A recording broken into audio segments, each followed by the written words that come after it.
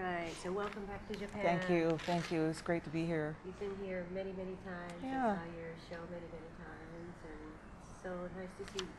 How do you maintain that beautiful look? I have people to help me. As you see, I have the beautiful Vula. Ta-da! Ta-da! Beautiful as always. Oh, thanks. And you have, your mother, two beautiful boys now. Yeah, Dexter and Frank, and they're twins. They're yesterday, I guess. They're 24 months. Not 24 months. 28 months. Mm-hmm. So they start singing like mommy and daddy. They're singing a lot. They're singing what they, what typical 2-year-olds usually learn: "Twinkle Twinkle Little Star" and "Wheels on the Bus." But they also like Nat King Cole, and they sing "Hit That Jive Jack." And Elvis sent me a video of them singing "Frim Fram Sauce," and they like pump it up. So, yeah, they're like a variety. What a mature 2-year-old boys. Really? Well, yeah, I think that's the beauty of Nat King Cole. A lot of his music appeals to adults, but a lot of his music appealed to me at a very young age when I was 12, 13 years old because of songs like "Frim Fram Sauce" and "Hit That Jive Jack." They were really fun, kind of novelty songs, but good start for kids to listen to. Right, yeah, you've recorded many Nat King Cole too. Mm-hmm. So they were listening when you were pregnant? Well, I toured until I was 7 months pregnant, so they were on stage with me throughout Europe, and in Greece, and with the greatest musicians in the world: John Clayton, Jeff Hamilton, and Anthony Wilson. So I think they were swinging. And yeah, probably. Yeah. Right. I used to worry that when I was playing too hard, that somehow it would harm them. And John Clayton said, "What are you worried about? You're going to swing them too hard." And so I think it was a good thing that I played when I was pregnant, right. until I had to stop. Mm-hmm. Yeah, I was working until 9 months, so. Yeah, I would have been too, probably, but having twins, I was really in good shape. For some people are bedridden, and I was still walking around. So. Wow. Yeah. Amazing. Yeah. Wow. Because I only had I have a son and a daughter, and I was like already 10 months pregnant. Fact. 10 months pregnant. 3 months pregnant. I was like almost born. Oh, 3 months pregnant. Yeah. Yeah, I got rid of that. But anyway, how do you keep that shape too? Beautiful. After having 2 kids. Thank you. Yeah, I have to work hard. I have to work hard at it. I go to the gym and keep busy and just try to eat right. And, I struggle like everybody else does, every normal person my age who's had twins and, is built like me, I guess. So, but I like where I am right now. It feels good. I'm happy and healthy. Very beautiful. And you have another beautiful album, too. Thank you. You've been to Brazil many, many times to perform. Well, maybe 5. I'm not very good with numbers and dates and times, so, but it started playing at the Free Jazz Festival maybe 10 years ago.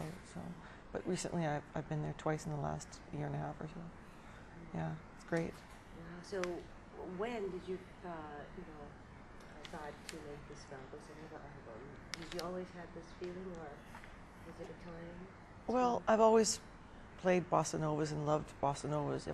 Every album I've done, Only Trust Your Heart, and I've done Let's Face the Music and Dance. I've Got You Under My Skin, Gentle Rain. So I've always loved bossa nova, but to actually sort of focus on ballads and bossa novas with the music of Jobim, just for a number of reasons. I think I had a chance to see João Gilberto at Carnegie Hall, and I love his solo albums, just vocals and guitar. So I started listening to his solo albums live in Tokyo, Montreux, and just focused on really listening to João and just sort of the simplicity of it and the singing and how intimate it was. And it just felt natural because I had the opportunity to work with Klaus Ogerman, who also worked with Jobim, and so it all made sense. Right. Yeah, it's always lots of different reasons. It's not just one. Going to Brazil, it's more than that. So I'm glad I did it. Mm-hmm. Yeah, you just mentioned the other Kaufman. He's I heard that he was retired, but he worked with this album because of you. Well, we worked together on The Look of Love, and I just love him very much. He's a true gentleman. He thinks cinematically, and I think everything he does has a little bit of melancholy. He's an unusual writer. He's not just sort of simple. He's writes more abstractly, or abstract. That's my correct grammar. So I'm trying to think and define what it is that we do that is so intuitive. So rather than get into technical kind of descriptions of things, I just think that he writes things that aren't he doesn't write a lot of cliches. He's kind of an art writer. Yeah, he worked with Antonio and Frank Sinatra album, and tremendous. And he's done an album with Danilo Perez recently as well, which got great reviews and is a really beautiful album of his own compositions. So, yeah. Yeah, great team, and your producer. Yeah, Tommy the Puma. And the engineer. Al Schmidt. Yeah. Strong dad and Paul team. Right. Wow. How about the selection of the music selection for the album? Just pick songs I like, songs that mean something to me, and I can find a character in, and just, it's a fun process. It's really fun picking. I pick about 30 or 35. I don't know how many, but lots of songs to go into a small studio and play the piano for Klaus and Tommy. I choose my own material and the way I want to do things, but working with Klaus, I don't have to really explain things that much. So that combined with great artists like Jeff Hamilton, John Clayton, and Anthony Wilson, and Paulinho da Costa, which I'm not to forget him because he is from Ipanema, and those artists who know how to play bossa nova and how to make it magical. I think I just had to show up, show up and sing. Right. How about the orchestra? Yeah, the orchestra is great. It was an LA orchestra this time, so great artists, great musicians. Yeah. And you also performed with the Brazilian orchestra for the DVD. I did, another great orchestra. Yeah, different feel, really. Brazilian musicians, Brazilian people, they really have this music inside of them. It's part of their culture. There's other things as well, but it seems like it's not about an older generation, or it's just everybody knows the music from the time they're born. They know about Jobim, and they know the music. So your audiences are quite nicely balanced of mums and dads and children and teenagers and grandparents. It's really great. Yeah. And you will be releasing the DVD, the In Live in Rio. Yeah, in May, I think. Yeah. Wow. So with your own band and a Brazilian orchestra. Yeah, Maria de Prat conducted. Very, very nice. We'll get to see that. Wow. So about your previous I really loved all the original tunes that you wrote for your previous. The Girl in the Other Room. Yeah, thank you. Yeah.